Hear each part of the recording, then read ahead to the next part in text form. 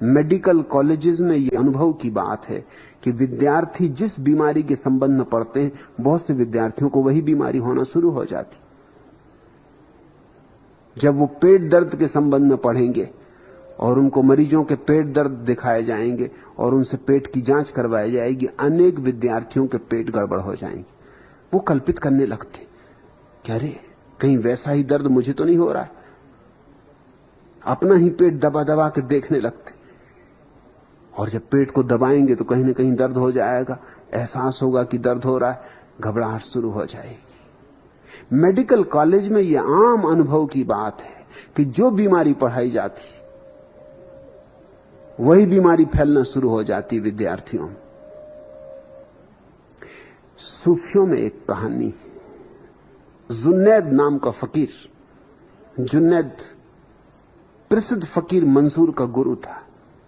गांव के बाहर एक झोपड़े में रहता था, बगदाद के बाहर। कहानी बड़ी प्यारी है, कहानी ही है, ऐतिहासिक तो हो नहीं सकती मगर बड़ी मनोवैज्ञानिक है। एक दिन उसने देखा कि काली छाया बड़ी तेजी से बगदाद में जा रही। दरवाजे के बाहर ही उसका झोपड़ा था नगर के। उसने कहा, रुक, कौन है तू? तो उस काली छाया ने कहा, मैं मौत हूं और क्षमा करे, बगदाद में मुझे 500 व्यक्ति मारने। फकीर ने कहा, जो उसकी मर्जी। मौत अंदर चली गई। 15 दिन के भीतर 500 नहीं 5000 आदमी मर गए। फकीर बड़ा हैरान हुआ कि 500 कहे थे, 5000 मर चुके। जब मौत वापस लौटी 15 दिन के बाद, तो उसने कहा, रुक बेईमान, मुझसे झूठ बोलने की क्या जरूरत थी? कहा 500 मार डाले 5000। उसने कहा, क्षमा करें, मैंने 500 ही मारे, बाकी 4500 अपने आप मर गए। मैंने नहीं मारे, वो तो दूसरों को मरते देख के मर गए। जब महामारी फैलती है तो सभी लोग महामारी से नहीं मरते, कुछ तो देख के ही मर जाते हैं। इतने लोग मर रहे हैं, मैं कैसे बच सकता हूं? इतने लोग बीमार पड़ रहे हैं, मैं कैसे बच सकता हूं? तुमने एक मजे की बात देखी कि डॉक्टर दिन भर लगा रहता है मरीजों की दुनिया में और नहीं मरता है। बीमारी और बीमारी के बीच पड़ा रहता है और उसको बीमारी नहीं पकड़ती। और तुमको जरा में बीमारी पकड़ जाती, छूत की बीमारी एकदम तुम्हें छू जाती। और डॉक्टर दिन भर न मालूम किस किस तरह के मरीजों का पेट दबा रहा है, हाथ देख रहा है, नब्ज पकड़ रहा है, इंजेक्शन लगा रहा है, और बीमारी नहीं पकड़ती। और तुम्हें बीमारी पकड़ जाती।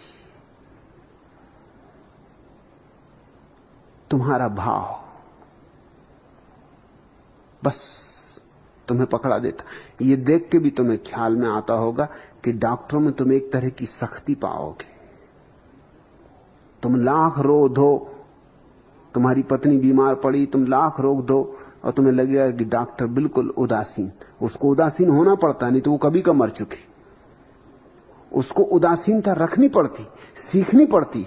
वो उसके व्यवसाय का अंग है, अनिवार्य अंग है। उसको एक उदासीनता की परत ओढ़नी पड़ती। अब यहां तो रोज ही कोई मर रहा है। कोई तुम्हारी अकेली पत्नी मर रही, रोज कोई मरता है, न मालूम कितनी बीमार आती। यहां अगर हर एक की बीमारी से वो आंदोलित होने लगे तो वो खुद ही मर जाए, कभी का मर जाए, तो वो धीरे धीरे कठोर हो जाता है, सख्त हो जाता है। उसके चारों तरफ एक परत गहरी हो जाती, जिस परत को पार करके कीटाणु भी प्रवेश नहीं कर सकते। डॉक्टर तुम्हें कठोर मालूम होगा, नर्सें तुम्हें कठोर मालूम होंगी, और तुम्हें लगता है कि ये बात तो ठीक नहीं, डॉक्टर को तो दयावान होना चाहिए, नर्सों को तो दयावान होना चाहिए, होना तो चाहिए, मगर वो बचेंगी नहीं। उनके बचने का एक ही उपाय है कि वो थोड़ी सी कठोरता रखें, वो अप्रभावित रहें। कौन मरा कौन जिया, यूं समझें कि जैसे फिल्म में कहानी देख रहे हैं, कुछ लेना देना नहीं। साक्षी भाव रखें तो ही जिंदा रह सकते, नहीं तो जिंदा रहना असंभव है। उनको भी जीना है, और उनके जीने के लिए अनिवार्य है कि वो एक कठोरता का कवच ओढ़ लें।